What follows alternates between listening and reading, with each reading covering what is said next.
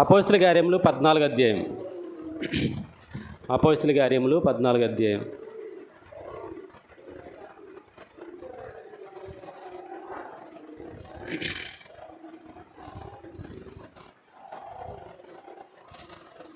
పంతొమ్మిది నుంచి చదువుకుందామండి. అపోస్తల కార్యములు 14 అధ్యాయం 19 నుంచి. అంతియొకయ నుండి ఇకోనియా నుండి యూదులు వచ్చి జనసమూహములను తమ పక్షముగా చేసుకొని పౌలు మీద రాళ్ళు రువ్వి అతడు చనిపోయినని అనుకొని పట్టణము వెలుపలికి అతనిని ఈడ్చిరి. ఇక్కడ జరుగుతున్న సందర్భంలో మనకు కనబడుతున్న భక్తుడు పౌలు గారు. అపోస్తల కార్యములు అనగానే మనకి ఎక్కువగా అపోస్తలు అనేక మంది విషయాలు రాయబడతాయి. ఎక్కువగా పౌలు గారి జీవితం రాయబడుతుంది. ముగింపు వరకు కూడా పౌలు గారి జీవితం రాయబడుతుంది. ఈ పౌలు గారి జీవితంలో రాయబడిన జరిగిన ఒక సందర్భాన్ని ఇక్కడ పరిశుద్ధాత్మ దేవుని ప్రేరణ ద్వారా దేవుడు రాయించాడు మన కోసం. కొన్ని విషయాలు మనకి మింగుడు పడవు. కొన్ని సందర్భాల్లో కొన్ని విషయాలు ఎందుకు ఇలా జరిగాయి అని మనకి అర్థం కావసలు. క్రైస్తవులు అనగానే యేసుప్రభుని నమ్ముకున్నారనగానే ఏదో ప్రలోభాలకి గురయ్యారని ప్రాథమికంగా మాట్లాడతారు. చూడండి, వీరికి బట్టలు ఇస్తామన్నారో, లేకపోతే డబ్బులు ఇస్తామన్నారో, లేకపోతే మరొకటి ఏదో ఇల్లు ఇస్తామన్నారో, ఇలా వారికి ఏదో సమకూరుస్తామన్నారో, కాబట్టి వారు క్రైస్తవులు అయిపోయారు అని ఈజీగా మాట్లాడుతుంటారు. ఈ మధ్యకాలం క్రైస్తవులు కూడా ఇదే ధోరణిలో ఉన్నట్టుగా మనకు కనబడుతూ ఉంటుంది. మనం చూస్తూ ఉంటే యేసుప్రభుని ఎందుకు నమ్ముకున్నామమ్మా అని అడిగితే ఏం చెప్తుంది ఆమె? ఏం చెప్తుంది? మనం కూడా యేసుప్రభుని నమ్ముకోమని ఏ విధానంలో చెబుతామంటే, ఎవరైనా కష్టంలో ఉంటే అమ్మ నీకు కష్టాలు తీరిపోతాయి, యేసుప్రభుని నమ్ముకో అని చెప్తాం. అమ్మ నువ్వు పరీక్షల్లో బాగా పాస్ అయ్యి మంచి స్థితికి చేరాలంటే నువ్వు దేవుణ్ణి విడిచిపెట్టకూడదు, దేవుణ్ణి నమ్ముకోవాలి అని చెప్తాం. నీకు పెళ్ళి అవ్వట్లేదు కాబట్టి నీకు త్వరగా పెళ్ళి అయిపోవాలంటే ఏం చేయాలి? యేసుప్రభుని నమ్ముకో అని చెప్తారు. లేదంటే మీకు కోర్టులో ఏ గొడవలు ఉన్నాయంట కదండి, అవి సరిగా మరి కోర్టు సరిగా తీర్చట్లేదంట కదా, సమయం సరిగా రావట్లేదంట కదా, మీరు గమ్మునే పరిష్కారం పొందాలంటే పలానా చోటకి వెళ్ళి ప్రభువుని పూజించాలి, అదే కొలవాలి. ఇలా మనం కూడా ఎలా దేవుణ్ణి నమ్ముకుంటున్నాము అని అంటే ఏదో దేవుడి నుంచి వస్తుందనే నమ్ముకుంటాం, అంతేనా? దేవుడి నుంచి ఏదో వస్తుందని నమ్ముకునే వాళ్ళే కానీ దేవుడిని నమ్ముకుంటే అన్నీ పోతాయంటే ఎవరు వస్తారు దేవుడి దగ్గరికి? మీరు రాగలరా? ఈ ఆదివారం ప్రార్థనకు వచ్చారు కదా, ఈ వారం అంతా పస్తులు ఉండాలి మీరు అన్నాం అనుకో, మళ్ళీ ఆదివారం వస్తారండి. ఈ వారం అంతా పస్తులు ఉన్నారు. ఏంటి కారణం? మీరు పస్తులు ఉండడానికి కారణం ఏంటి అంటే ఆదివారం ప్రార్థనకి వెళ్ళారు కదా అందుకు అని అన్నారు. పాస్టర్ గారు వచ్చి మీరు ఆదివారం ప్రార్థనకు వచ్చారు కదా, దానికోసమే మీకు ఈ వారం రోజులు పస్తులు వచ్చాయి అని అన్నారనుకోండి, మళ్ళీ వారం ప్రార్థనకు వస్తామా? చెప్పాలి మీ నోటితో మీరు. అంటే మనం కూడా ప్రభువుని ఎందుకు విశ్వసిస్తున్నామో, ఎందుకు నమ్ముతున్నామో ఇది ఇలా ఉంచండి. కొరింథీయులకు రాసిన పత్రిక 2వ పత్రిక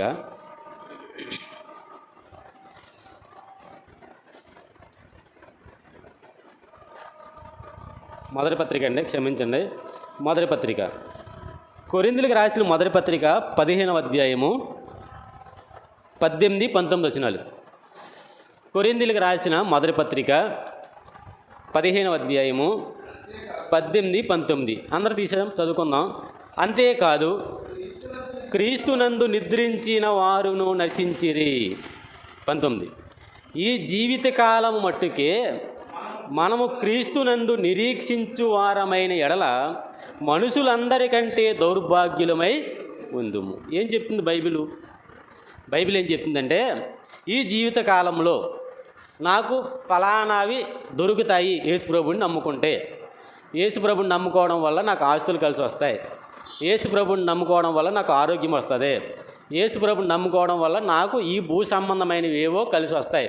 ఇల్లు లేని ఇల్లు కట్టుకుంటారో, పొలం లేని పొలం కొనుక్కుంటారో, ఏమంటే భద్రత లేని వాళ్ళు భద్రత ఏర్పడుతుంది అని ఈ భూ సంబంధమైన వాటి అందే మనం నిరీక్షిస్తే ఏం చెప్పాడంటే బైబిల్లో, మనుషులందరికంటే దౌర్భాగ్యులు. మనుషులందరంటే భూమి మీద రకరకాల మనుషులు ఉన్నారో, రకరకాల స్థితిలో ఉంటారో, దౌర్భాగ్యులు అని ఎవరిని అంటామంటే ఏమీ లేని వారిని అంటాం. దౌర్భాగ్యుడు, ఏమీ లేని దౌర్భాగ్యుడు అండి అతను. దౌర్భాగ్యుడు అంటే ఏమీ లేనివాడు. ఇప్పుడు యేసుక్రీస్తు వల్ల అన్నీ అనుభవించిన మనం ఒకవేళ ఈ జీవితకాలం మట్టుకే మనం నిరీక్షించిన వారమైతే ప్రభు చెప్తున్నాడు ఏమనంటే, అసలు ఈ భూమి మీద ఉంటున్న దౌర్భాగ్యుల కంటే కూడా దౌర్భాగ్యులు మనమే అని చెప్తున్నాడు. ఇక్కడ ఈ పౌలు గారి జీవితాన్ని మనం చూస్తున్న ఈ సమయంలో పౌలు గారు అంతియొకయ నుండి ఇకోనియాకు వస్తే అక్కడి నుంచి కొంతమంది యూదులు వచ్చారంట. ఎక్కడి నుంచి? అంతియొకయ అనేది ఇది ఒక ప్రాంతం, అంతియొకయ అనేది ఒక ప్రాంతం, ఇకోనియా అనేది మరొక ప్రాంతం. ఎక్కడైనా సువార్త చేస్తుంటే ఆ సువార్త చేసిన ప్రదేశాల్లో ఏదైనా ఆటంకాలు అభ్యంతరాలు ఏర్పడుతుంటే ఆ ప్రదేశాలు విడిచిపెట్టి తమ కాళ్ళకున్న ధూళిని దులిపేసి ఆ ప్రదేశాలు విడిచిపెట్టి మరొక ప్రదేశానికి వెళ్ళిపోయేవారు ఆనాటి కాలంలో భక్తులు. ఇక్కడ అంతియొకయలో ఇదివరకు ఒకసారి ఒక సమస్య ఏర్పడింది. దానికి కారణం ఎంత తెలుసు, 14-13 అధ్యాయంలో ఉంటుంది. అక్కడ నుంచి పౌలు గారు సమయం లేదు కాబట్టి ముందుకెళ్తాం. ఇకోనియాకి వచ్చేసాడు. ఇకోనియాకి పౌలు గారు వచ్చేసాడు. పోయాళ్లే పౌలు అని అనుకోలేదండి అక్కడ వాళ్ళు. ఎక్కడికి వెళ్తే అక్కడ పౌలుని ఇబ్బంది పెట్టాలని ప్రయత్నం చేస్తున్నారు. ఇలా ఇబ్బంది పెట్టడానికి యూదులు ఇకోనియాకి వచ్చారంట. వచ్చి అక్కడున్న జనసమూహాలను తమ పక్షాన్ని చేసుకున్నారు. అరే, ఇక్కడికి వచ్చిన వాళ్ళు ఎలాంటి వాళ్ళు మీకు తెలుసా? అక్కడ కొంతమంది ఉంటారు కదండి, మనం పక్క ఊరికి వెళ్ళామంటే మనకు తెలిసిన వాళ్ళు పక్క ఊరిలో ఉంటారు, వారి దగ్గరికి వెళ్ళారు. అరే, ఇక్కడికి వచ్చారు పలానా పౌలు, ఆ బ్యాచ్, మీకు తెలుసా వారి గురించి? ఇలాంటి పనులు చేసి వచ్చారు అక్కడ. అవునా? మరి మీరెందుకు వచ్చారు? వాళ్ళని అడ్డగించడానికి వచ్చాం. అయితే మేము కూడా మీ పక్షాన్నే ఉంటాం. మాకు వారు చేయబోతున్న కీడు, ఏం కీడు చేశారు అంతకే? వారు ఏ కీడు చేయలేదు. ఇలాంటి కీడుకి మేము కూడా పోరాడతామని వీరు ఏం చేస్తున్నారంటే యూదుల పక్షంగా అక్కడున్న జనం కూడా చేరుకున్నారంట. ఇప్పుడు చూడండి, పౌలు మీద వారు ఏం చేస్తున్నారో రాళ్ళు రువ్వి కొట్టేశారు. రాళ్ళు. పౌలు అలా వెళ్తున్నాడో తన శిష్యులతో పాటు. వారి టార్గెట్ అంతా ఎవరి మీద అంటే పౌలు మీదే. ఎవరి మీద అండి? ఒక్క పౌలు మీదే. ఈ పౌలు అన్నవాడే వీళ్ళకి నాయకుడు. ఇతనే లేకపోతే ఇలాంటి కార్యాలు వీరు చేయరు. కాబట్టి పౌలునే లేకుండా చెయ్యాలి. అలా వెళ్తున్నాడో రోడ్డు పక్కనే రాళ్ళు ఉన్నాయి. ఈ రాళ్ళు తీసి పౌలు గారిని వారందరూ ఏక చిత్తాన్నే కొట్టేశారు. మామూలుగా ఒక కుక్క అలా వెళ్తుందనుకోండి, ఆ కుక్కనే ఒక ఇద్దరు 2 రాళ్ళు తీసి కొట్టారనుకోండి, ఆ కుక్క తీవ్రమైన గాయం పొందుతుంది. చూడండి, కొన్ని కుక్కలకి కళ్ళు కణతల మీద దెబ్బలు ఉంటాయి. అది ఇలా తగిలేసి అది విచ్చికిపోయి అది భయంకరంగా మనకి కనపడు. మరొకసారి దాన్ని కొట్టాలన్నా మనకి మనసు వస్తుందా? ఒకడు కొట్టేసిన దాన్ని మళ్ళీ మనం కొట్టాలన్నా మనసు రాదు. కానీ ఇక్కడ జనం ఒకరు కొట్టారు, మరొకరు కొట్టారు. అలా ఉన్న వారందరూ రాళ్ల మీద రాళ్ళు వేసి పౌలు గారిని కొడతారు. ఏ స్థితి వరకు? నిజంగా కుక్కను కూడా కొట్టినప్పుడు అండి గట్టిగా కొట్టేశాడు, చచ్చిపోతాకి అది విరగలాడిపోతుంది. వెంటనే మనసు కరిగిపోదండి. కరిగిపోయి వెంటనే ఎందుకు కొట్టాను రా బాబు, అనవసరం కొట్టేసానని బాధపడే వాళ్ళు చాలామంది ఉంటారు. కానీ పశువుని కొట్టినంత జాలి కూడా, పశువు పట్ల ఉన్నంత జాలి కూడా మనుషుల మీద లేకుండా ఆ రోజు వారు ఏం చేస్తున్నారు తెలుసా? పౌలు గారిని రాళ్ళ మీద రాళ్ళతో కొట్టేస్తున్నారు. ఎక్కడి వరకు కొట్టేశారంటే అతను చనిపోయాడని నిర్ధారించుకున్నంత వరకు కొట్టేశారంట. ఇంకా చచ్చిపోయాడు అన్నంత వరకు కూడా కొట్టేశారు. కొట్టేసి పోలే చచ్చిపోయాళ్లే అని ఊరుకుంటే బాగానే చచ్చిపోయిన వాడి మీద, ఆ శవం మీద కూడా వారికి ఎంత పగ ఉందో మనకి ఇక్కడ అర్థమవుద్ది. ఏంటంటే అనుకొని పట్టణపు వెలుపలికి అతనిని ఈడ్చుకెళ్ళిపోతున్నారు. చూడండి, ఆ విషయాన్ని మీరు ఒకసారి ఊహించుకోండి, మీకు ఎలా అర్థమవుద్దో. ఒక వ్యక్తిని దారుణంగా కొట్టేశారు. కొట్టేసి ఎవరి తను వాళ్ళే, అందరూ కొట్టారు కాబట్టి ఎవరి తను వాళ్ళు వెళ్ళిపోవట్లేదండి. వారందరూ కలిసి మళ్ళీ పౌలు కాళ్ళకి తాడు కట్టి, ఒక కుక్క అక్కడ రోడ్డు మీద అక్కడ చచ్చిపోతే అక్కడే వదిలేస్తే కంపు కొడుతుంది కదా అని ఇదివరకటి కాలంలో ఆ కుక్క కాలుకి తాడు కట్టేసి అలా ఊరు బయట తీసుకెళ్ళి ఆ కాలువ పక్కనే వదిలేసేవారు. ఇప్పుడు ఒక కుక్కని ఎలాగైతే దారుణంగా కొట్టేసి చచ్చిపోయిన తర్వాత ఆ కుక్కని కాళ్ళకి తాడు కట్టి ఎలాగైతే ఈడ్చుకెళ్ళిపోతుంటారో అలాగా పౌలు గారి కాళ్ళకి తాడు కట్టి పట్టణంలో నుంచి పట్టణం బయటికి ఈడ్చుకెళ్ళిపోతున్నారంట. కొద్ది లెక్క మనల్ని ఈడిస్తే మన చర్మం ఏమైపోద్ది? రాపిడి గురైపోద్ది. చర్మం రేగిపోద్ది, బాధ తట్టుకోలేరు. పట్టణపు లోపల నుంచి పట్టణపు వెలుపులకి వాళ్ళ రోడ్డు మీద, నడి రోడ్డు మీద ఈడ్చుకెళ్ళిపోరు. కింద చూడండి ఎంత కఠినలో 20 వచనం. అయితే శిష్యులు అతని చుట్టూ నిలిచి ఉండగా పక్కకి ఈడ్చేశారు. చుట్టూ వారి శిష్యులు, ఎవరో పౌలు గారి శిష్యులు చుట్టూ అలా గుమ్ముకూడి ఉన్నారంట. అంతవరకు తమతో పాటు తిరిగిన తమ గురువు గారిని వారు విడిచిపెట్టలేకపోతారు. అవసరం అనుకుంటే ఆ యూదులు, ఆ జనసమూహాలు వీరిని కూడా కొట్టి చంపేసేవారే. కానీ వారి దృష్టి అంతా ఎవరి మీద ఉంది? పౌలు మీద ఉంది. పౌలుని మాత్రం కొట్టారు, వారు అక్కడే ఉన్నారు. పౌలుని మాత్రమే కొట్టారు, వారు అక్కడే ఉన్నారు. పౌలుని మాత్రమే ఇడ్చుకెళ్ళిపోతున్నారు, వారు అక్కడే ఉన్నారు. పౌలు చుట్టూ అలా గుమ్ముకూడి ఉన్నారంట. కింద చూద్దాం. అయితే శిష్యులు అతని చుట్టూ నిలిచి ఉండగా అతడు లేచి పట్టణంలో ప్రవేశించి, స్పృహ వచ్చింది, మెల్లగా కదులుతున్నాడు. పౌలు గారు లేస్తున్నారు. ఆ దెబ్బలో ఆ రక్తశక్తమైపోయిన దేహం, రక్తం కారిపోతుంది ఒక పక్క నుంచి. కళ్ళు మూసుకుని ఉన్నాడు. ఒకసారి కళ్ళు తెరిచాడు. తెరవగానే మా గురువు లేచాడు, మా బోధకులు లేచాడు అని వారు చెయ్యూతం ఇచ్చారు. ఇవ్వగానే వారు అక్కడి నుంచి మళ్ళీ ఎక్కడికి వెళ్ళిపోయారంట? లేచి మళ్ళీ ఏ పట్టణం అయితే వారిని హింసించిందో ఆ పట్టణంలోకి మళ్ళీ వెళ్ళిపోయారు. చచ్చిపోయాడు అనుకుంటున్న పౌలు దేవుని కృప వలన బ్రతికి ఇప్పుడు పట్టణంలో ప్రవేశించాడు. మరనాడు తర్వాత రోజు, ఈరోజు అలా జరిగింది. మరనాడు తర్వాత రోజు బర్నబాతో కూడా దుర్బేకు బయలుదేరిపోయాడు. ఈయనేం మనిషి అండి బాబు, ఈయన ఏం మనిషి అసలు?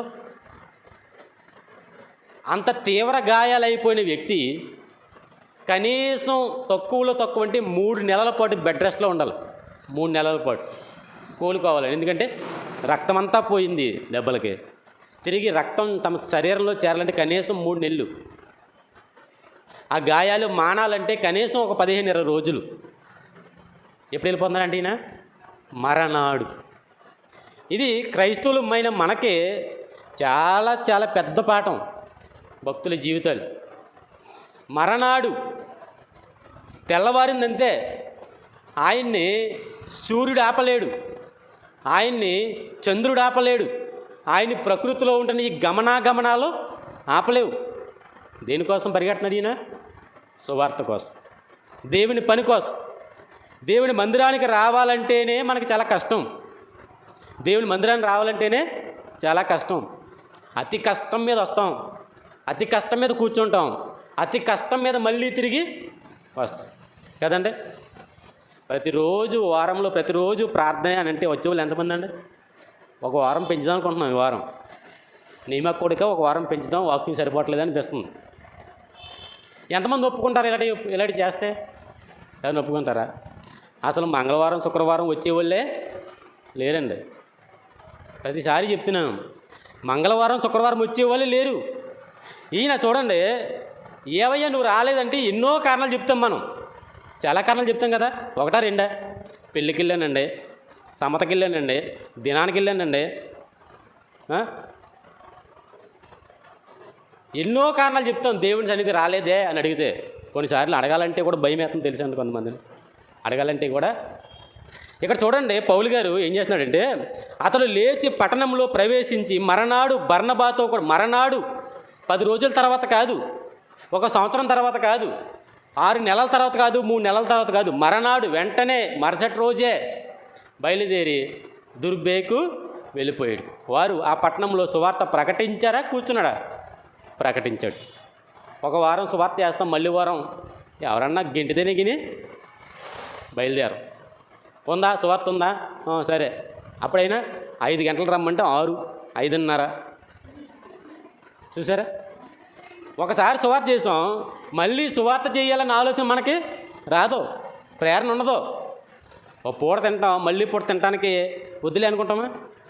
అబ్బే టైంకి ఉంటే ముందే తినేయాలి. తిండి అయితే దేవుని పని అయితే గుర్తున్నప్పుడు చేస్తాం, ఎవరైనా ప్రోత్సహించినప్పుడు వెళ్తాం. వీరు చూడండి, అంత దుర్భరమైన పరిస్థితిలో కూడా వారు ఏం చేస్తున్నారంటే సువార్తను ప్రకటించి అనేకులను శిష్యులుగా చేసిన తరువాత లుస్రాకును, ఇకోనియాకును, అంతియొకయకు తిరిగి వచ్చాడు. వెళ్ళిపోయాడు, మళ్ళీ తిరిగి వచ్చాడు. ఎక్కడికి వచ్చాడు? ఏ ఏ ఇకోనియాలైతే అతను కొట్టేశారో ఆ ప్రదేశానికి వచ్చాడంట. ఎప్పుడైతే ఆయన వచ్చాడో శిష్యులందరూ మళ్ళీ అక్కడ ఉన్న వారందరూ సమకూడారు. అయ్యా, మరి ఏంటి మీ పరిస్థితి ఎలా ఉంది, మీ ఆరోగ్యం ఎలా ఉంది అని అడుగుతున్నారు. మీరు ఎలా ఉన్నారు, మీరు బాగున్నారా? మేము కూడా బాగానే ఉన్నాం. మరి ఏం చేస్తున్నారు అంతకాలం? వారి కోసం భయపడ్డాం. మిమ్మల్ని కొట్టేశారు కదా కొంతమంది మతోన్మాదులు, వారికి భయపడుతున్నాం. మేము బహిరంగంగా సువార్త చేయడానికి తెగించలేకపోతాం, మేము రాలేకపోతాం.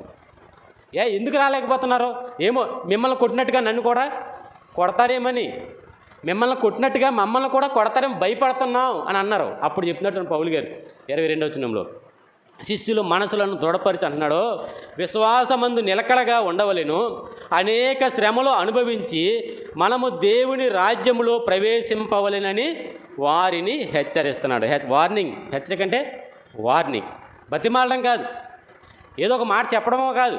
ఏం చెప్తున్నాడంటే మనము ఎలా ఉంటే పరలోకం వెళ్ళాం.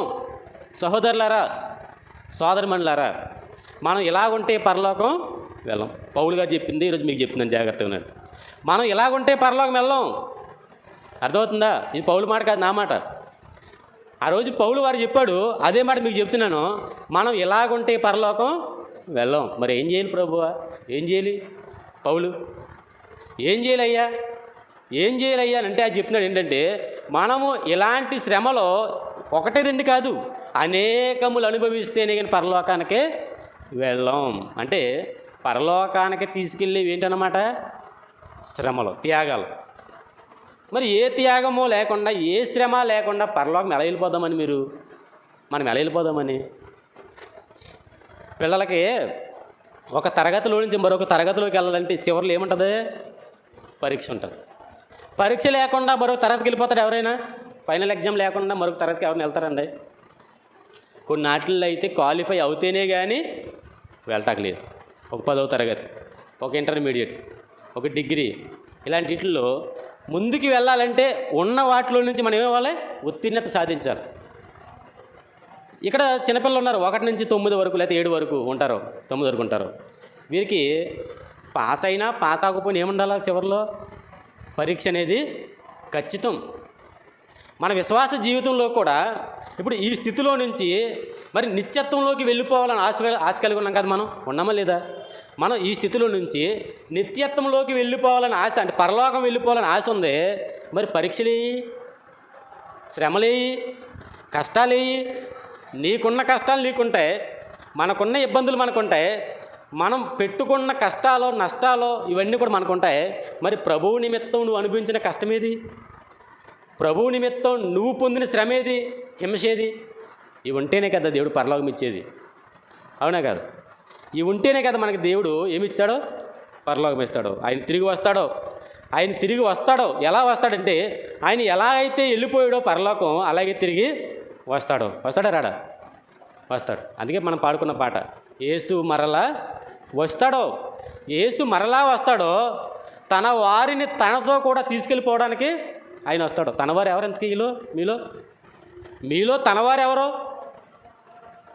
చాలామంది భ్రమలో ఉంటారు. మేము కూడా దేవుని వారమే. మనం చెప్పాను, అబ్రహాము సంతానం గురించి చెప్పాను, గుర్తుంది లేదు? అబ్రహాము సంతానం మేమని చెప్పుకున్నారో, అబ్రహాము సంతానం ఎవరో కాదు, విశ్వాస సంబంధులే అబ్రహాము సంతానం. మరి మన విశ్వాసానికి గురితేది? ఆంద్రియా అపోస్తలుడైన పేతురు గారి సహోదరుడు అనుకుంటా. ఆంద్రియా లేకపోతే మిగిలిన ఎవరో ఒక భక్తుడు. ప్రారంభ శతాబ్దంలో ఒక బోధ జరుగుతుందంట. ఆంద్రియా కాదండి, ప్రారంభ మొదటి క్రైస్తవంలో ఒక వ్యక్తి.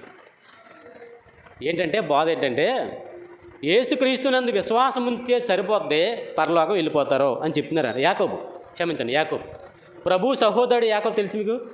యాకోబులు ఇద్దరు, పెద్ద యాకోబు, చిన్న యాకోబు. తెలుసా? పెద్ద యాకోబు అంటే ఎవరో? జెబెదయి కుమారుల్లో ఒకడు యాకోబు ఉన్నాడు కదా, ఆయన యాకోబు. చిన్న యాకోబు అంటే యేసుక్రీస్తు సహోదరులు నలుగురు ఉన్నారు కదా, అన్నదమ్ములు, తమ్ముళ్ళు. వారిలో ఒకడు యాకోబు. ఈ యాకోబు గారు పరిచర్య చేస్తున్న కాలంలో ఇలా ఒక వాక్యం చెప్తున్నారంట.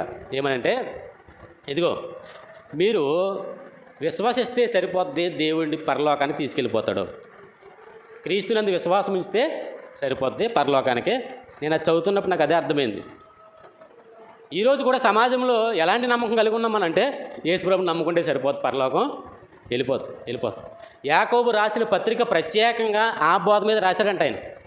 యాకోబు గారు రాసిన పత్రిక ఉంది కదా, ప్రత్యేకంగా ఆ బోధ మీదే. అది దుర్బోధ అని చెప్పారు. హతసాక్షుల పుస్తకంలో దీన్ని ఒక దుర్బోధ అని చెప్పాడు. దేన్ని? యేసుక్రీస్తునందు విశ్వాసం మాత్రం ఉంచి మీరు పరలోకం వెళ్ళిపోతారని చెప్పేది ఏంటంట? దుర్బోధ. ఇప్పుడు కూడా మనలో కూడా చాలామంది యేసుప్రభుని నమ్ముకుంటే సరిపోద్ది, పరలోకం వెళ్ళిపోతాం అని అనుకుంటలేదా? అలా చెప్పట్లేదా? దీన్ని ఏమన్నాడంటే దుర్బోధ. అందుకే యాకోబు రాసిన పత్రికలు అంటాడు, విశ్వాసమునకు క్రియలు లేకపోతే అది ఎలాంటిది? మృతమైనది అంటాడు. అందుకే ఆ పత్రిక రాశాడంట. విశ్వాసానికి క్రియలు ఉండాలి, క్రియలు లేని విశ్వాసం మృతము అని చెప్పాడు. ఇక్కడ మనం చెబుతున్న ఈ మాటలు, యేసుక్రీస్తు మరలా వస్తాడో మనం వెళ్ళిపోదామో అని ఆలోచన కలిగి ఉన్నాం. కానీ ఎవరిని ఆయన తీసుకుంటాడో? అందరినీ తీసేసుకుంటాడా? చర్చకు వచ్చిన వాళ్ళందరినీ, బాప్తిని తీసుకున్న వాళ్ళందరినీ, రొట్టె ద్రాక్షరాన్ని తీసుకుని అందరినీ ప్రభు తీసుకెళ్ళిపోతారు అనుకున్నారా? అసలు ఒక మాట చెప్తాను, మత్తయి సువార్త 6 చెప్తాడు, ఇదిగో ప్రభువా అని నన్ను పిలిచి ప్రతివాడు పరలోక రాజ్యంలో ప్రవేశింపుడు. అయ్యి బాబోయ్, భయపడాలి. ఈ మాటకే భయపడాలి క్రైస్తవుడు. ప్రభువా అని పిలిచి ప్రతివాడు పరలోక రాజ్యంలో ప్రవేశింపడా. మరి ఎవరు ప్రవేశిస్తారో? తన తండ్రి చిత్త ప్రకారం చేయువాడు, నమ్మువాడు కాదు, తన చిత్త ప్రకారము చేయువాడు. ఆ క్రియలు చేయాలి. ఆ క్రియలు చేస్తున్నప్పుడు హింసలు కలగాలి, నష్టం కలగాలి, బాధ కలగాలి, ఇబ్బందులు రావాలి, కరువు రావాలి, శ్రమపాలు అవ్వాలి, ప్రాణం పోవాలి. ఒక మాటలు చెప్పాలండి, అలాంటి వారికి దేవుడు పరలోకం ఇస్తాడు. ఒక మంచి విషయాన్ని మీకు చెప్పి నేను ముందుకెళ్తాను. పౌలు గారి జీవితాన్ని చూసాం, అపోస్తులైన పౌలు గారి జీవితం చూసాం కదా. అపోస్తుల కార్యాల్లో ఒక వ్యక్తి జీవితాన్ని మనం చూద్దాం.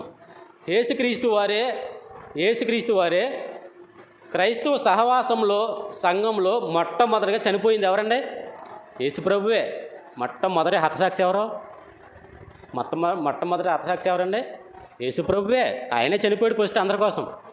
తర్వాత యేసుక్రీస్తు గారు చనిపోయిన తర్వాత రెండో వాడు ఎవరో? రెండోవాడు తెల్దా? ఒకసారి ఆలోచించండి. పోనీ ఒక్క నిమిషం టైం ఇస్తాను మీకు. మీ బుర్ర ఎంత పనిచేస్తుందో, ఎంతవరకు దేవుని యందు విశ్వాసం కలిగి ఉన్నారో మీకు అర్థమవుతుంది. కరెక్ట్గా ఒక నిమిషం సమయం ఇస్తాను మాట్లాడి. నేను యేసుక్రీస్తు తర్వాత చనిపోయిన రెండవ హతసాక్షి ఎవరు చెప్పాలి ఇప్పుడు?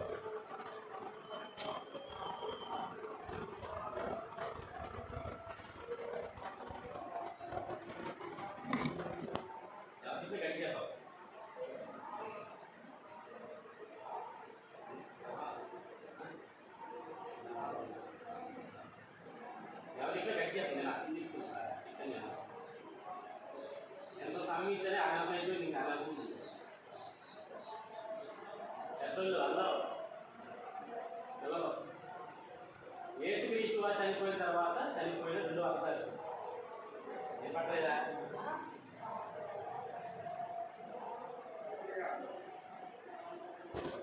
ఇంకా 10 సెకండ్లు ఉండగా అన్న చెప్పాడు సమాధానం స్టెఫన్ గారు. యేసుక్రీస్తు వారు చనిపోయిన తర్వాత చనిపోయిన రెండవ హతసాక్షి ఎవరు? స్టెఫన్ గారు. ఒకళ్ళు యోహాను అన్నారు, ఒకళ్ళు పేతురు అన్నారు, ఒకళ్ళు పొల్లిగిలు ఎత్తున్నారు. ఏం తెలియక ఏంటి ఇంతకే? ఇలా ఉంటే ఎలాగండి? అసలు బైబిల్ తెలియకపోతే ఎలా పరలోకం వెళ్ళిపోతాం?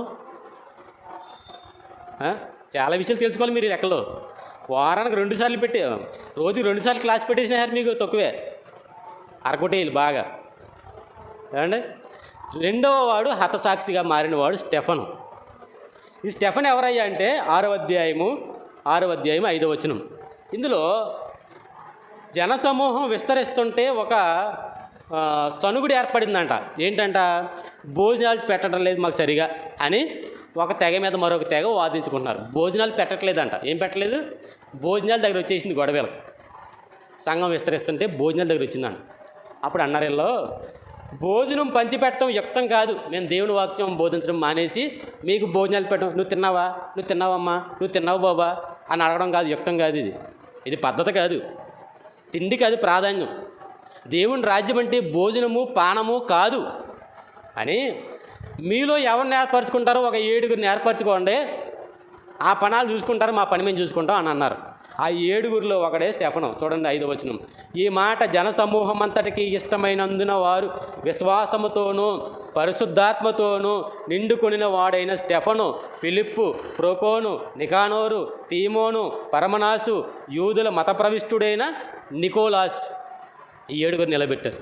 ఈ 7గురిలో మొట్టమొదటి వాడే స్టెఫన్ గారు. స్టెఫన్ గారు దేవుని పరిచర్యను భుజాల మీద వేసుకున్నాడు. కారణం ఏంటంటే అపోస్తులు చేతులు ఉంచారంట. ఏం చేశారు? అపోస్తులు చేతులుంచి ప్రార్థన చేశారు. అపోస్తులు ఎప్పుడైతే చేతులుంచి ప్రార్థన చేశారో వారిలో ఉంటున్న కృపావరాలు అపోస్తుల చేతుల ద్వారా ఈ 7గురి మీదకి పంచబడ్డాయి. వినండి జాగ్రత్త. అపోస్తులలో ఉంటున్న కృపావరాలు, స్వస్థపరిచే వరం, భాషలు మాట్లాడే వరం, ఏమంటే అద్భుతాలు చేసే వరం, దెయ్యాలను వదలగొట్టే వరం, ఈ వరాలన్నీ కూడా పరిశుద్ధాత్మ సహాయం ద్వారా వీరి చేతుల్లో నుంచి ఈ స్టెఫన్కి, పరమినాసుకి, నికానోరికి, ప్రోకోనికి, ఇలా ఉన్నారు కదండి, నికోలాస్కి, వీళ్ళందరికీ వెళ్ళాయి. ఎవడైనా ఆత్మవరాలు కలిగిన వారు ఖాళీగా ఉంటారా? మనమే ఉంటాం ఖాళీగా, ఎవరు ఉండం. వాక్యం తెలిసి కూడా వాక్యం చెప్పే స్థితిలో మనం ఉండం. ఆత్మవరాలు కలిగిన వారు ఎవరో కూడా తీరిగ్గా ఉండరు. ఇప్పుడు ఇక్కడ ఆయనకి ఆత్మవరాలు వస్తే ఈయన ఏం చేస్తున్నాడంటే వాక్యాన్ని ప్రకటిస్తున్నాడంట. 8వ వచనం. స్టెఫను కృపతోనూ బలముతోనూ నిండిన వాడై ప్రజల మధ్య మహత్కార్యములు గొప్ప సూచక క్రియలు చేయుచుండెను. అప్పుడు లిబెర్తేనీల అనబడిన సమాజంలోను, కురేనీల సమాజంలోను, అలెగ్జాంద్రియ సమాజంలోను, కిలికియా నుండి, ఆసియా నుండి వచ్చిన వారితోనూ కొందరు వచ్చి స్టెఫన్తో తర్కిస్తున్నారు, వాదిస్తున్నారంట. ఎవరితో? స్టెఫన్ గారితో వాదిస్తున్నారు. వినండి జాగ్రత్తగా. స్టెఫన్ గారితో వాదిస్తున్నారు. ఎప్పుడైతే స్టెఫన్ గారితో వాదిస్తున్నారో ఈయన వారికి సమాధానం చెప్తున్నాడు. ఏం చేస్తున్నారో వారు వాదిస్తుంటే ఈయన వారికి సమాధానం చెప్తున్నాడు. ఈయన సమాధానం చెప్పడంలో చూపిస్తున్న జ్ఞానం, తెలివితేటలు వారిని ఆశ్చర్యపరుస్తున్నాయి. చూడండి ఇక్కడ 16వ వచనంలో, మాటలాడుట యందు అతను ఆగపరిచిన జ్ఞానమును, అతని ప్రేరేపించిన ఆత్మను వారు ఎదిరింపలేకపోయారంట. అసలు ప్రశ్న వేయడానికి కూడా భయపడిపోతున్నారు. కారణం ఏంటంటే వారు వేసే ప్రతి ప్రశ్నకు సమాధానం ఎవరి దగ్గర ఉంది? స్టెఫన్ దగ్గర ఉంది.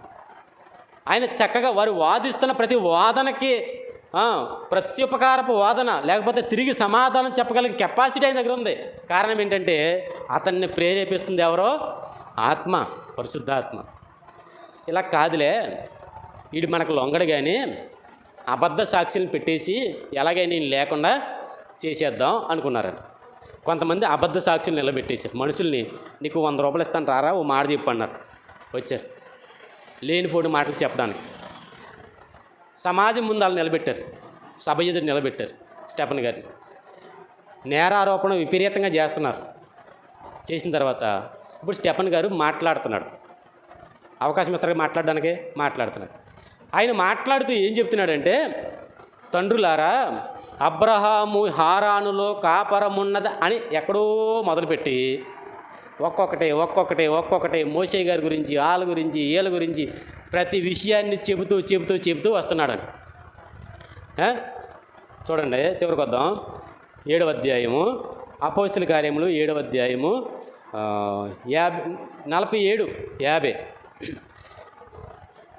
అయితే సొలొమోను ఆయన కొరకు మందిరము కట్టించెను, అయినను అని ఆకాశం నా సింహాసనము, భూమి నా పాదపీఠము, మీరు నా కొరకు ఎలాంటి మందిరం కడతారో, నా విశ్రాంతి స్థలమేది, ఇవన్నీ నా హస్తకృతములు కావా అని ప్రభువు చెప్పుచున్నాడు అని ప్రవక్త పలికిన ప్రకారం సర్వోన్నతుడు మీ ఆలయాల్లో ఉండడు అని అన్నాడు. అర్థమవుతుందా? ఏమన్నాడు? సర్వోన్నతుడు, మహోన్నతుడు దేవుడు మీ ఆలయాల్లో ఉండడు. వాళ్ళేమో మా ఆలయమే గొప్ప, మా ఆలయం ఎన్ని సంవత్సరాలు కట్టబడింది, మా ఆలయానికి ఎంత వైభవం ఉంది, సొలొమోను బంగారంతో కట్టాడు, చాలా చాలామంది రాజులు దీని పట్ల శ్రద్ధ కలిగి ఉన్నారు. ఇందాక చెప్పాడు సహోదరుడు హిజ్కియా, యోషియా శ్రద్ధ కలిగి ఉన్నాడు. ఇలాగా మా మందిర వైభవం మీదని మందిరాన్ని బట్టి నేడుస్తున్నారు వాళ్ళు. ఇప్పుడు ఈయన అంటాడో మీ మందిరంలో దేవుడు ఉండడు. ఎలా చెప్పాడు చూడండి మెత్తగా. సొలొమోను మందిరాన్ని కట్టించాడు, బంగారంతో కట్టించాడు, కానీ మీ మందిరంలో దేవుడు ఉండడు అని చెప్పాడు. లేఖనాన్ని ఎత్తి మరి చెప్పాడు. నచ్చలేదు వారికి. ముస్కరులారా, హృదయమును చెవులను దేవుని వాక్యములకు లోబరచని వారులారా. ఎలాంటి వాళ్ళు మీరు? ముస్కరులు. ముస్కరులు అంటే అర్థం ఏంటి? మెడ వంచని జనం. మెడ వంచని జనం, స్టిఫ్ నెక్కెడ్ పీపుల్ అంటాడు దాన్ని. మెడ వంచరంట వాళ్ళు. అంటే వినయం లేదు, విధేయత లేదు, లోబడ్డం తెలియదు వాళ్ళకే. లోబడటం తెలియదు వారికి. దేనికి ఇంతకీ? మనుషులకు కాదు, దేవుని వాక్యానికే లోబడరంట వాళ్ళు. ఇందాక మనం చదువుకున్న సందర్భాల్లో వారు కూడా దేవుని వాక్యాన్ని విడిచిపెట్టేశారు.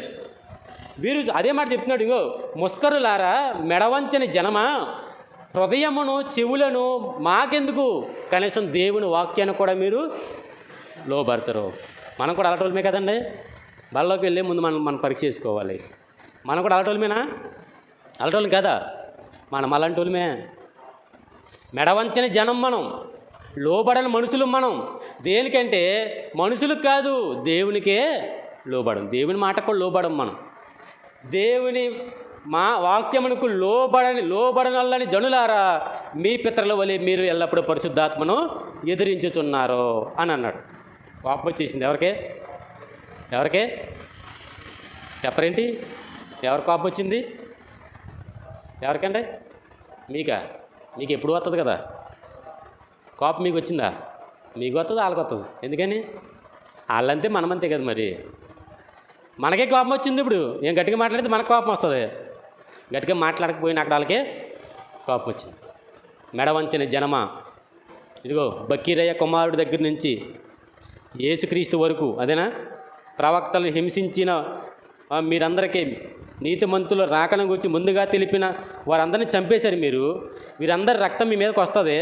దేవదూతల ద్వారా నియమించబడిన ధర్మశాస్త్రాన్ని మీరు పొందితిరి, కానీ దాన్ని గైకొనలేదు. వాక్యం మీ దగ్గర వాక్యం ఉంది, కానీ వాక్యాన్ని ఏం చేయట్లేదు మీరు?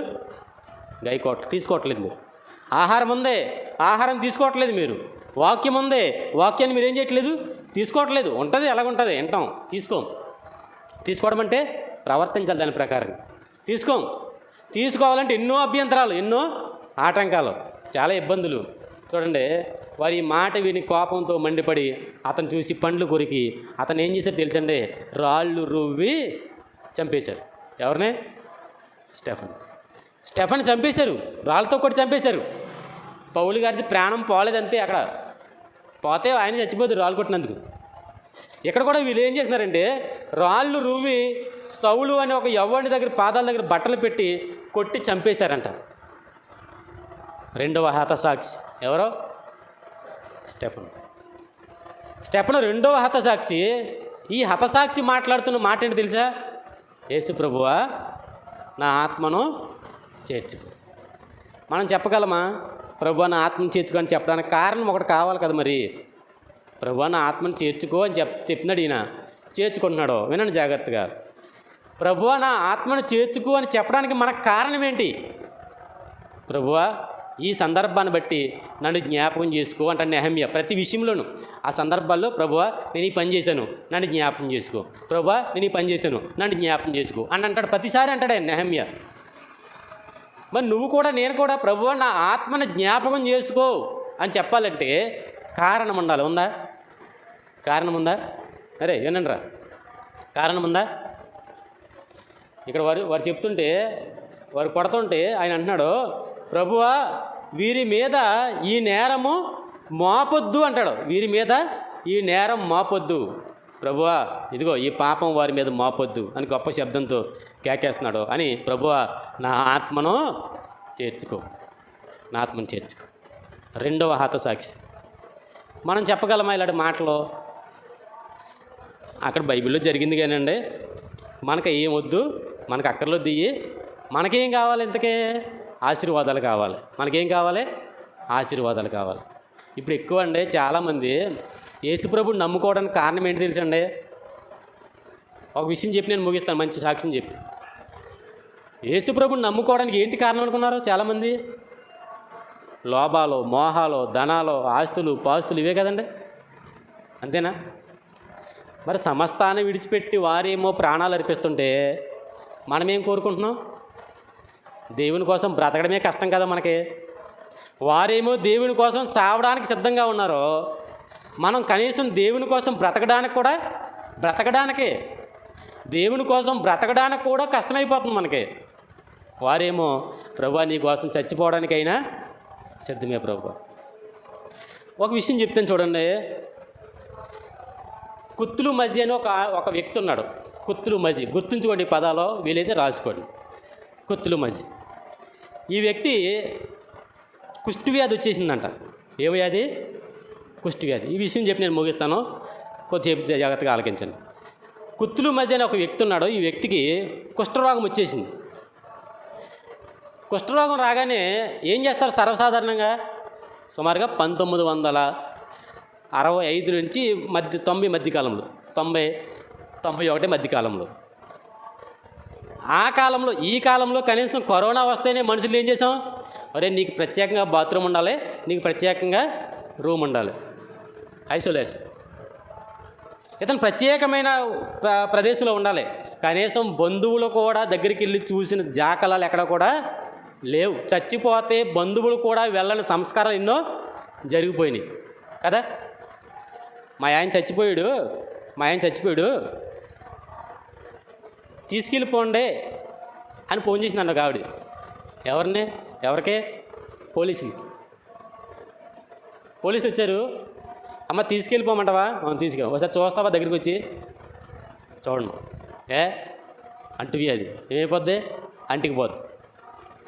40-50 సంవత్సరాల పాటు 40 సంవత్సరాల పాటు కాపురం చేసి ఒకే మంచంలో ఉండి ఒకే కంచం తిని ఒకే చోట నిద్రించి ఒకే చోట పనిచేసి అన్యోన్యంగా బ్రతికిన వీరు ఒక చిన్న వ్యాధికి ఏమైపోయారు? ఇప్పుడు నీ మొహం కూడా నేను చూడడానికి వెళ్ళిపోయింది. ఇప్పుడు ఈ కాలంలో అన్ని మందులు, అన్ని అవకాశాలు ఉన్న ఈ కాలంలో కుష్ఠవ్యాధి అంటే భయంకరమైన వ్యాధి. ఆ కాలంలో అంటువ్యాధి. మరి ఏం చేసేవారంటే వారిని దూరంగా మీరు వేరే ప్రాంతానికి వెళ్ళిపోండి. ఇదివరకలాగా ఇప్పుడేంటి రాజమండ్రిలో కుష్ఠరోగులకి ఏదో మరి ఏమంటారు దాన్ని, కొన్ని సంస్థలు ఏర్పాటు చేసి వారి బాగోగులు చూస్తారు, కొన్ని కట్టడాలు కట్టి కుష్ఠరోగుల గురించి. వాళ్ళు ఊరికే కట్టలేండి, వాళ్ళకి పైనుంచి వస్తేనే. ఇప్పుడు ఈ ఇతను కుత్తులు మధ్య వ్యక్తికి కుష్ఠరోగం వచ్చి తన వారందరూ కూడా నువ్వు వెళ్ళిపోరా బాబు, నీకు కుష్ఠరోగం వచ్చింది, నీ వల్ల మాకు కూడా అంటికిపోద్ది అని బయటికి గింటేస్తే ఈ 2 బొటన వేళ్ళు పూర్తిగా తినేసిందంట కుష్ఠవ్యాధి. చూడండి చాలామంది కుష్ఠరోగులకి ఇంత తేళ్ళుండి ఇదివరకు పూర్తిగా ఉండేవి. కుష్ఠరోగం వచ్చిన తర్వాత కొద్దిగా తినేసి ఇంత ఇలా ఉండి చేతులు ఈ బొటన వేళ్ళు మొత్తం అసలు 2 బొటన వేళ్ళు లేవంట, తినేసిందంట కుష్ఠవ్యాధి. అందరూ బయటికి గింటేశారు, బయటికి వెళ్ళిపోయాడు. కనీసం ఆహారం తినలేని పరిస్థితిలో ఉన్నాడంట. అతను భోజనం కూడా లేదు. ఆరోగ్యం సంగతి దేవుడు ఎరుగు. కనీసం ఆ పూట కడుపు మంటను కూడా చల్లార్చుకునే స్థితిలో లేడు అతను. అడవుల్లోకి వెళ్ళిపోయాడు. ఇంచుమించు అడవి ప్రాంతం, అడవుల్లోకి వెళ్ళిపోయాడు. తన భార్య, తన పిల్లలు కూడా పిల్లలు అప్పటికి తన తల్లిదండ్రులు, తన వారు కూడా తనని మరొకసారి ఎలా ఉన్నాడో చూసొద్దామని ఆలోచన, దూరం నుంచి కూడా చూసే ఆలోచన లేదు, అసలు దగ్గరికి రాలేదండి. ఈ సమయంలో వారి యొద్దకి ఒక వ్యక్తి వచ్చి చాలా ప్రేమగా మాట్లాడుతున్నాడంట. మనిషి చాలా బాగున్నాడు, తెల్లగా ఉన్నాడు, మంచి బట్టలు వేసుకున్నాడు. అతని స్నేహితులు వచ్చి చాలా ప్రేమగా మాట్లాడుతున్నాడంట. దేవుడు లోకంని ఎంతో ప్రేమించానని దేవుడి మాటలు చెబుతున్నాడంట. చెప్పి ప్రేమగా పిలుస్తున్నాడు. అయ్యా దగ్గర రా అంటే, అయ్యా మా వాళ్ళే నన్ను దూరంగా పెట్టేశారు, నువ్వు దగ్గర రమ్మంటున్నావు ఏంటంటే, పర్లేదు రా అని చెయ్యి పట్టుకుని తన ఆశ్రమానికి తీసుకెళ్ళిపోయాడు. తన ఆశ్రమానికి తీసుకెళ్ళిపోయి తన భార్యను పిలుస్తున్నాడు. అమ్మాయి ఒకసారి రా బయటకంటే వచ్చింది. ఇదిగో ఎవరు వచ్చారో చూడంటే కుత్తుల మధ్య కనపడుతున్నాడు. కుష్ఠరోగంతో బట్టలు మాసిపోయినాయి, జుట్టు చెరిగిపోయింది, చేతులంతా కుష్ఠరోగం పుండ్లు ఏర్పడిపోయినాయి. అంటే గబగబా ఆమె ఫస్ట్ ఎయిడ్ బాక్స్ అటుకొచ్చి శుభ్రంగా ఆ పుండ్లు కడుగుతుందంట ఆవిడ. అతను చేయి పట్టుకున్నాడు, ఆమె శుభ్రంగా పుండ్లు కడుగుతుంది. ఈ గాయాలన్నిటికీ మందేసి కట్టు కడుతున్నారంట. మందేసి కట్టు కడుతున్నారు. క్రమక్రమంగా ఆ మందు వేస్తున్నారు, కట్లు కడుతున్నారో క్రమక్రమంగా ఈ కుష్టి వ్యాధి అనేది తగ్గిపోయింది. కుత్తులు మజీకి సజీవ సాక్ష్యం ఇది. కుత్తులు మజీకి ఈ వ్యాధి అనేది తగ్గిపోయింది. ఈ కుత్తులు మజీ లాంటి వాళ్ళు 100 మంది ఉన్నారు ఆయన దగ్గర. ఆ వ్యక్తి దగ్గర ఎంతమంది ఉన్నారో వినండి జాగ్రత్తగా. 100 మంది ఉన్నారు, 1000 మంది ఉన్నారు. అందులో బాగుపడిన వారు ఉన్నారు, బాగుపడని వారు కూడా ఉన్నారు. ఈ బాగుపడిన ఈ వ్యక్తికి మరొక స్త్రీ బాగుపడితే ఆమె పేరు శారద. బాగుపడితే ఆమెను తీసుకొచ్చి పెళ్లి చేశాడంట, వివాహం చేశాడు. ఎవరు పట్టించుకుంటారండి ఇలాంటి వాళ్ళని? తన వారే గెంటేస్తే ఈయన తీసుకొచ్చి పెళ్లి చేశాడంట. పెళ్లి చేసి పిల్లలకి వెలిగారు. ఇప్పుడు కుత్తులు మధ్యకి ఒక కుటుంబం ఉంది. కుత్తులు మధ్యన ఒక టీవీ ఛానల్ వాళ్ళు ఇంటర్వ్యూ చేస్తున్నారో, నీ సాక్ష్యం ఏంటో చెప్పయ్యానంటే అతను కన్నీటి పర్యాంతం అయిపోయి ఒక సాక్ష్యం చెప్తున్నాడు. ఏమనంటే, మా ప్రపంచం చీకటైపోయింది.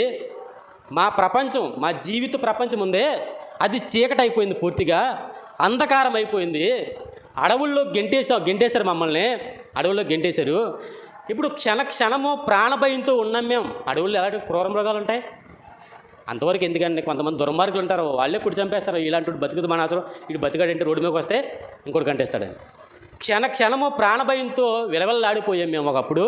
నేను ఒకరోజు ఆకలేసి ఆహారం కోసం ఊర్లోకి వెళ్తే కొంచెం ఆహారం పెట్టండి, ఆకలేస్తుందని అడిగితే వారు ఏం చేశారు తెలుసా? రాళ్ళు ఇచ్చి కొట్టేశారు నన్ను. పోరా అని కొట్టేశారు, తరిమేశారు, కర్రలిచ్చి తరిమేశారు. మళ్ళీ నేను ఎక్కడి నుంచి వచ్చాను అక్కడికి పారిపోయాను. ఆకలితో అలమటించాను. మత నాయకులు ఉన్నారే, వీళ్ళు ఏమన్నారు తెలుసా మమ్మల్ని? మీరు ఏదో గత జన్మలో ఏదో పాపం చేశారు, ఈ గత జన్మలో చేసిన పాపాన్ని బట్టి మీకు రోగం వచ్చిందిరా అని అన్నారు. ఎవరో ఓదార్చవలసిన మత నాయకులు ఏమన్నారంటే, దేవుని మనుషులు, నువ్వు గత జన్మలో ఏదో పాపం చేసావు, ఈ పాపాన్ని బట్టి నీకు ఈ రోగం వచ్చింది. మనలో కూడా చాలామంది అభిప్రాయం కలిగి ఉంటారు. చూడండి, ఒకవేళ నాకు జ్వరం వచ్చి పడుకున్నాను అనుకోండి, మోహన్ రావు మొత్తానికి సత్యానందం ఆలోచించి ప్రార్థన చేస్తారు. ఏమని చేస్తారు?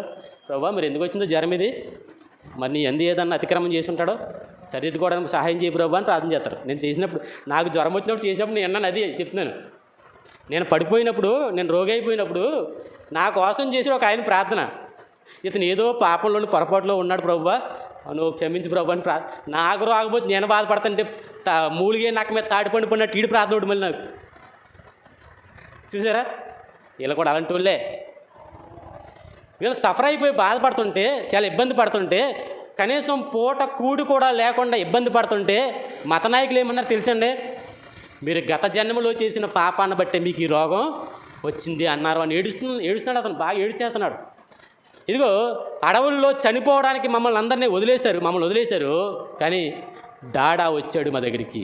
ఎవరో డాడా, ఎవరైనా జాగ్రత్త పదాలు గుర్తుంచుకోండి. డాడా వచ్చాడు మా దగ్గరికి, వచ్చి మా పుండ్లకి గాయాలకి కట్లు కట్టాడు. ఎవరో ప్రేమించిన మమ్మల్ని హక్కును అత్తుకున్నాడో తన ఇంటికి తీసుకెళ్ళాడు. తన ఇంట్లో మాకు ఆశ్రయం ఇచ్చాడు, మా పుండ్లు కట్టాడు, మా రోగాలు బాగు చేశాడు, మాకు కుటుంబాన్ని ఇచ్చాడు, మా జీవితాన్ని ఇప్పుడు వెలుగుమయం చేశాడు. ఏం చేశాడంట? వెలుగు. చీకటైపోయిన జీవితాలను వెలుగుగా మార్చేశాడంట అతను. డాడా చీకటైపోయిన జీవితాలని వెలుగు చేసేసాడు. అతను ఏడుస్తున్నాడు. ఏం తెలుసా? ఇప్పుడు మా డాడా లేడు. మాకు వెలుగిచ్చిన మా డాడా ఇప్పుడు లేడు. మాకు కుటుంబం ఉంది, మాకు పిల్లలు ఉన్నారో, ఇగో డాడా యొక్క కుమారులు ఫిలిప్పు లేడు, తిమోతి లేడు. ఏడుస్తున్నారంట. కన్నీటి పర్యాంతమైపోతుంది అతను. ఏడ్చేస్తున్నాడు, విపరీతంగా ఏడ్చేస్తున్నాడు. మాకు ఈ జీవితాన్ని ఇచ్చాడు, మాకు వెలుగుని నింపాడు. మా జీవితాల్లో వెలుగుని నింపి మా కుటుంబాన్ని ఇచ్చి మా చుట్టూ పిల్లల్ని ఇచ్చిన మా డాడా ఇప్పుడు లేడు. మా డాడా పిల్లలు కూడా లేరు. ఏడ్చేస్తాడు. ఇలాంటి సాక్ష్యం ఒక్కళ్ళది కాదు, వందల మంది సాక్ష్యం చెప్పారు అతని గురించి. డాడా ఎవరికి? డాడా ఎవరింతకే? ఏం జరిగింది ఇంతకే? డాడాకి ఏమైంది చెప్పమంటారా? అది 1941 సంవత్సరం జనవరి 18వ తారీఖు ఆస్ట్రేలియా దేశంలో క్వీన్స్లాండ్ అని ఒక ప్రాంతం ఉంది. ఆ ప్రాంతంలో ఇతను పుట్టాడు. డాడా పుట్టాడు. సరిగ్గా దేవుని జ్ఞాపకాల్లో, దేవుని కనుసన్నల్లో తమ తల్లిదండ్రులు పెంచారు. యవ్వన కాలం వచ్చింది. సుమారుగా 24 సంవత్సరాల వయసు. 24 సంవత్సరాల వయసు. సరి కూర్చో. 24 సంవత్సరాల వయసు. 24 సంవత్సరాల వయసులో ఆస్ట్రేలియాలో అన్ని సకల భోగాలు అనుభవిస్తున్న ఈ వ్యక్తి ఏం చేశాడో తెలుసా? ఇదిగో, నేను దేవుని ప్రేమను అనేక మందికి పంచాలి అని అనుకున్నాడు. దేవుని ప్రేమను అనేక మందికి నేను పంచాలి.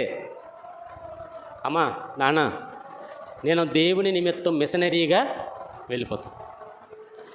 అయ్యే బాబు, ఇన్ని సౌకర్యాలు ఉన్నాయి నీకు, నువ్వు ఎక్కడికి వెళ్ళిపోతావు?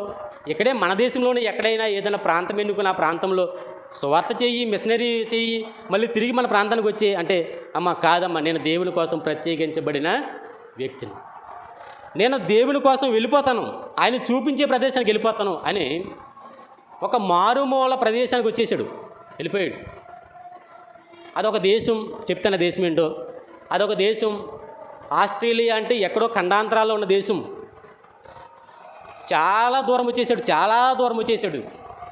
ఒంటరిగా వచ్చేసి పరిచయం చేయడం ప్రారంభించాడు. అది క్రీస్తు శకం 64 సుమారు 61, 65 1965 వచ్చేసి సుమారు 34 సంవత్సరాల పాటు తన దేశాన్ని ముఖమే చూడలేదు. వచ్చేసాడు, సేవ చేస్తున్నాడు. ఏంటి ఆ సేవ అంటే, ఇదిగో ఈ కుష్ఠరోగుల్నే బాగు చేసే పని. కుష్ఠరోగుల్ని తీసుకురావడం, వారిని బాగు చేయడం, వారికి దేవుడి మాటలు చెప్పడం. వారి దేవుడి మాటలు చెప్పాలని ఉద్దేశం కాదు. కుష్ఠరోగులను బాగు చేస్తున్నాడో, అనాథలను ఆదుకుంటున్నాడో, ఈ సమయంలో తను సేవించే దేవుడిని ఎవరైనా పరిచయం చేస్తారో చేయరా? మనం ఏ సేవ చేయకుండానే దేవుడిని పరిచయం చేస్తాం అందరికీ. వారు అంత సేవ చేసి తన ఎద్దకు వచ్చిన వారికి కనీసం ప్రార్థన చేయరా? కనీసం దేవుడి మాటలు చెప్పరా? చెబుతున్నారు, అంతే చెబుతున్నారు. ఇలా జరుపుకుంటూ వస్తుంది. పెళ్లి చేసుకోలేదు ఇంకా. ఒకవేళ తానే అక్కడ ఆస్ట్రేలియా దేశంలో పెళ్లి చేసుకుంటే తన భార్య ఏమంటుందంటే, ఎందుకంత లెక్క వెళ్దాం, ఇక్కడ ఉండిపోదాం డార్లింగ్ అన్నదంటే ఏం చేయాలి? ఉండిపోవాలి. పెళ్లి చేసుకోలేదు. తనలాంటి పరిచర్యలో ఉన్న స్త్రీనే పెళ్లి చేసుకోవాలని ఆశ కలిగి, ఏమంటే సుమారుగా 40 సంవత్సరాల వయసు అతనికి వచ్చేంత వరకు కూడా పెళ్లి చేసుకోలేదు. 40 సంవత్సరాల తర్వాత పెళ్లి చేసుకున్నాడు. సేమ్ అదే తరగతిలో అదే మిషనరీలో పనిచేసే స్త్రీ, అదే మనస్తత్వం, తన మనస్తత్వమే సేమ్. తాను కూడా అన్నీ వదులుకుని వచ్చిన ఆమెను పెళ్లి చేసుకున్నాడు. ముగ్గురు పిల్లలు, ఒక స్త్రీ, ఒక పిల్ల, 2 పిల్లలు, 3 మగ పిల్లలు. ఒకరోజు ఏదో సమావేశానికి పిలిచారు.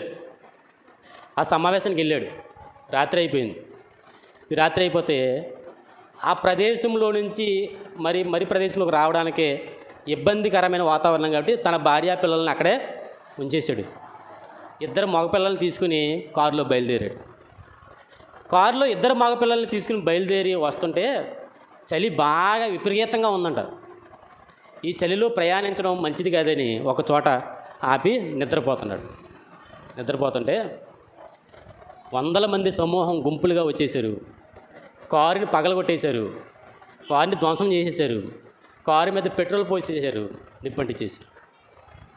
తప్పించుకోవడానికి చాలా ప్రయత్నం చేశాడు. పిల్లలు కూడా మెలుగు వచ్చేసింది. అటు ఇటు తిరుగుతున్నారు. వారు తప్పించుకోవాలని ప్రయత్నం చేస్తున్నారు. వందల మంది ఉన్నారు చుట్టూ. ఎవరు కూడా బయటకు రాకుండా నిర్బంధించేస్తున్నారు. కాలి బూడిదైపోయారు, బొగ్గు. బొగ్గులు, నిజంగా బొగ్గులు అన్నారు తెలిసిన వాళ్ళు. బొగ్గులు అయిపోయారు కాలిపోయి. ఆ కాలిపోయిన వ్యక్తే గ్రహం స్టెయిన్. అది జరిగిన సంఘటనే ఒరిస్సా రాష్ట్రం. మనందరికీ తెలుసు.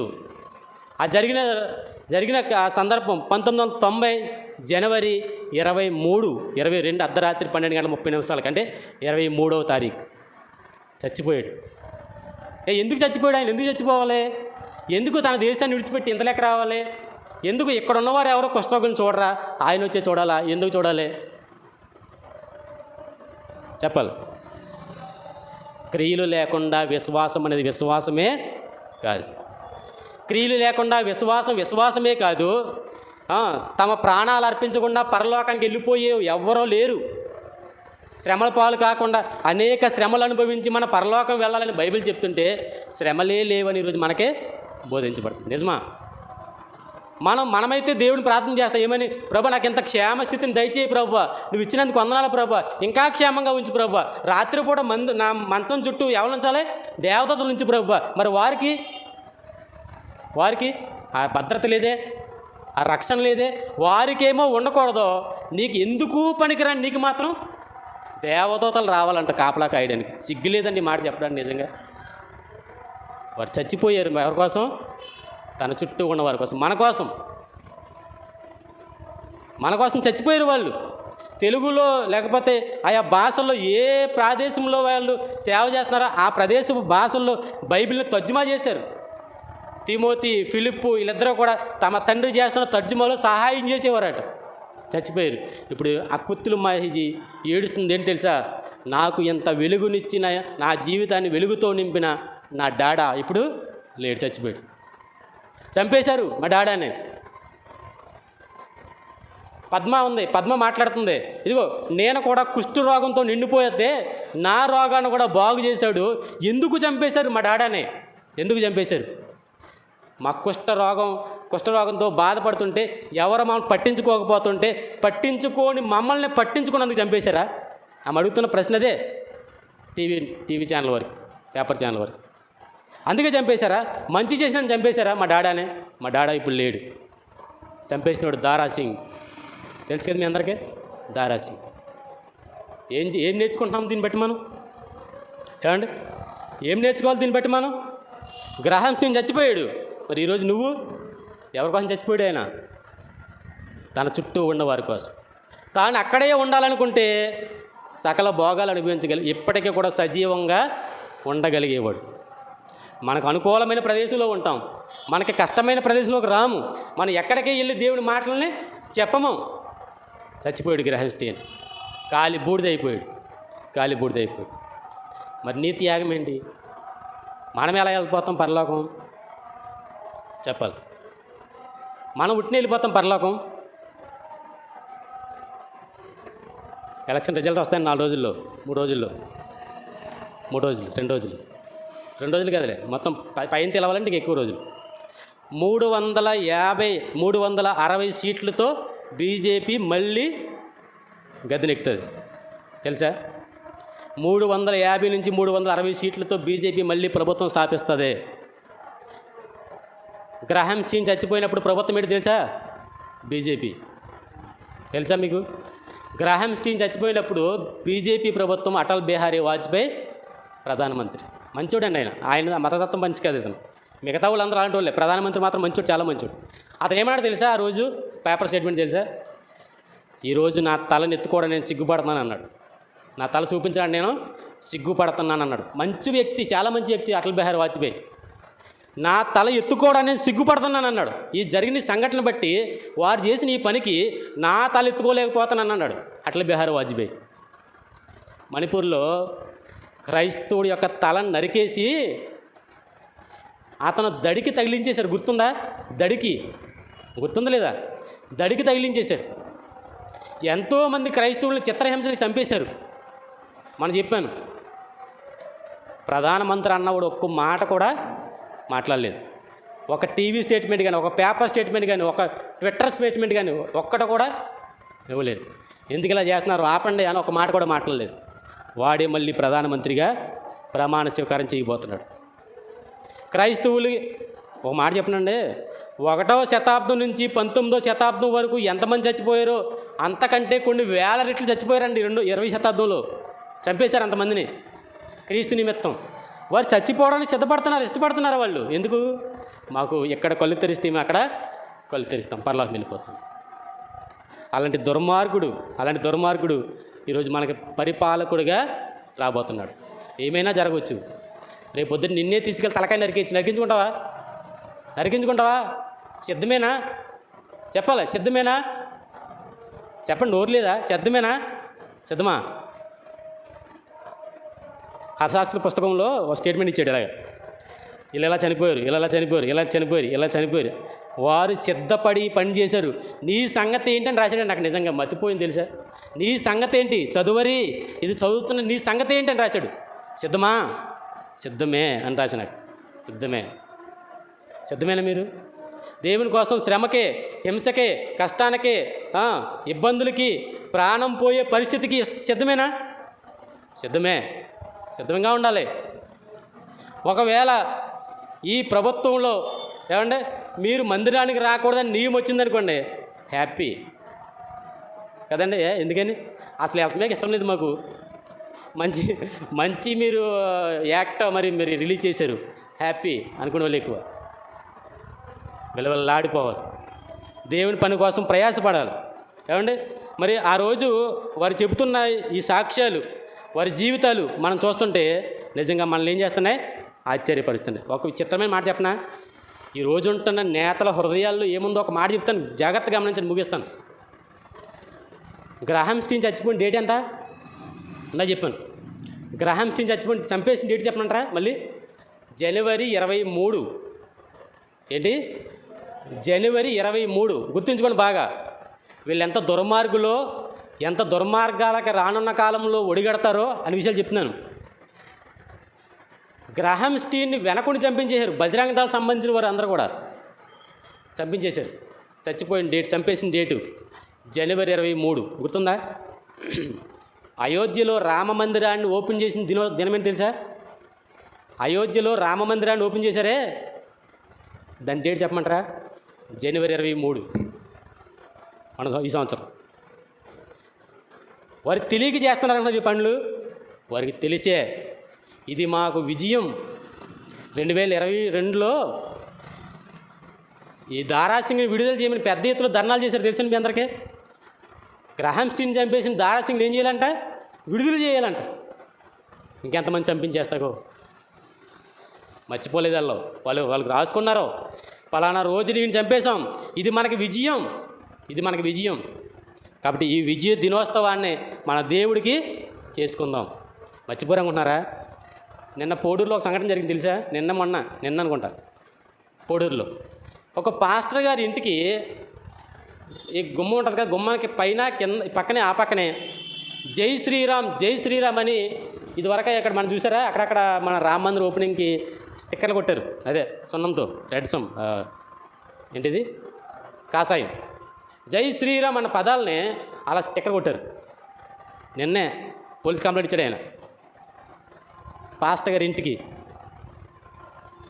ఇప్పుడు కోతో కాతో ఏమంటే క్రైస్తవం ప్రబలమైన ఈ ప్రదేశంలోనే ఎంత చేస్తున్నారంటే అర్థం చేసుకోండి. ఒకవేళ వీళ్ళే మళ్ళీ అధికారంలోకి వస్తారు ఖచ్చితంగా. మనకుంది ముందు ఆలోచించండి ఎన్ని జరుగుతాయో. మన మధ్యకాలంలో మన రాష్ట్రంలోనే ఇక్కడెక్కడ మొత్తానికి చర్చి మీద ఏమంటే వారి జెండాను పాతారు తీసుకెళ్ళి. ఎవరి జెండానే? జై శ్రీరామ్ అని జెండాను. పిచ్చి. వారు కూడా గ్రాహం స్టీన్ చంపేసినప్పుడు వారి నినాదాలు అయ్యే జై శ్రీరామ్ అని నినాదాలు చేశారు. తప్పుడు పనులు, దేవుని పేరు చెప్పి తప్పుడు పనులు చేస్తున్నారు చూసారా. దేవుడు చంపంటాడా? ఏ దేవుడు అని చంపంటాడు? పోనీ రాముడైనా సరే నువ్వు చంపయ్య అని చెప్తాడా? ఎవరినైనా చెప్తాడా? ఆలోచించేయండి. కాబట్టి మనం అనేక శ్రమలు అనుభవించి పరలోకం వెళ్ళాలి. సిద్ధంగా ఉండండి. శ్రమలు కూడా సిద్ధంగా ఉన్నాయి. శ్రమలు కూడా ఈ సంవత్సరం నుంచి ఆరంభమవుతాయి. ఆ శ్రమలకు సిద్ధపడేవాడే నిజ క్రైస్తవుడు. వాడికే పరలోకం. నువ్వు సిద్ధమా? జగన్ అడుగుతున్నారు సిద్ధమా అంటే అందరూ సిద్ధమే అంటున్నారు. ఇలాగా జగన్ అడుగుతుంటే ఏమన్నారు? మీరు సిద్ధమా అంటే సిద్ధమే. ఇక్కడ ఫోన్లో కూడా సిద్ధం కూడా అన్నారు అందరూ. ఇప్పుడు కొట్టండి. దేవుడు అడుగుతున్నాడు సిద్ధమా? సిద్ధమే. అక్కడ చెప్పండి బల దగ్గర. బల ఇస్తారన్న ప్రార్థన చేసుకోండి.